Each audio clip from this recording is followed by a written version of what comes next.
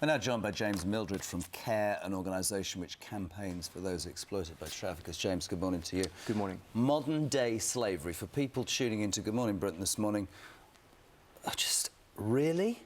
It's happening still in the wake of a horrible natural disaster, but essentially this is happening. It is, yes. Modern slavery is one of the great unreported problems that we face in the modern world. There are traffickers operating across international boundaries, and I think what's especially shocking about this story this morning is that it's happening here in Britain as well.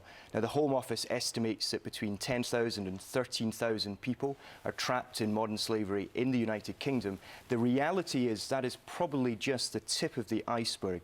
It is a trade that thrives behind closed doors. It's very difficult to identify the true number of victims. You said just then 10 to 13,000 the Home Office says could be involved in slavery in the UK. Because this story is specifically about children, in terms of your organisation, does that bring it more to the fore? Is it easier to highlight and get public opinion because these are kids? Absolutely. It's really, really important that we recognise child trafficking victims are among the most vulnerable that you can find. It is awful. And what's so callous and what's so disturbing about this story is the fact that these children have been treated as nothing more than mere commodities. That is a disgraceful way to treat any human being.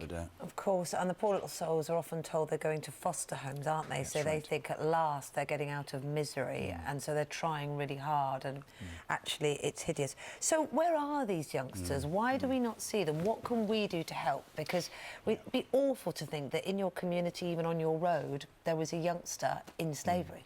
You've just hit the nail on the head. It's important that people recognise this can be happening in high streets and communities very close to where we live and where we operate and where we enjoy our ordinary lives. And so what we can do is we need to be extra vigilant. We need to inform ourselves about the marks and the signs that potential victims will show. This is very difficult. For example, if children look malnourished, if they're afraid of speaking to the authorities, if they're Presumably they're not going to be in schools. So no, that's part of the issue. That's exactly right. They're not going to be in schools. It's usually behind closed doors.